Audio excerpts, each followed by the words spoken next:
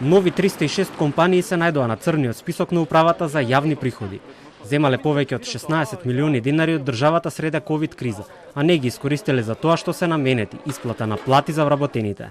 Оштетени се близу 1000 вработени кои во декември не земале плата.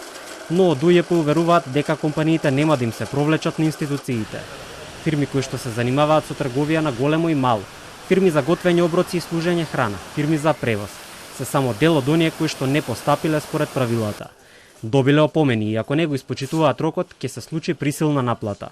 По истекот на рокот од опомената против оние кои што нема да ја исплатат платата, ќе следи спроведување на постапка за присилна наплата на платата со блокада на паричните средства на нивните трансакцијски сметки и пренос на средствата на сметките на вработените лица и на уплатните сметки за јавни приходи.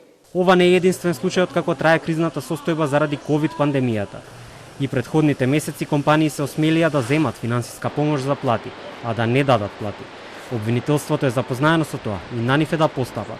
Сите овие податоци ги доставуваме до основното јавно обвинителство, кој што треба да ни го направи всушност и овој епилог на целата оваа постапка во делот на злоупотреба на државната помош и изрично кажавме дека нема да отстапиме во делот на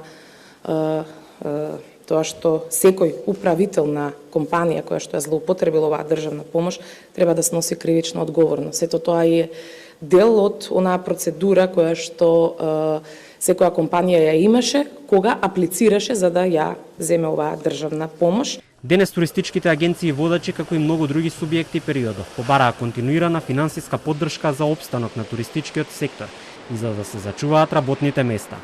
На прашање дали сите кои што побараа ваква помош ќе добијат, Лукаревска одговори дека финансиските тимови во надлежните институции работат на тоа сите кои што се најзасегнати во кризата да добијат соодветна помош. Во меѓувреме се очекува и 5-тиот сет мерки на владата во корона кризата.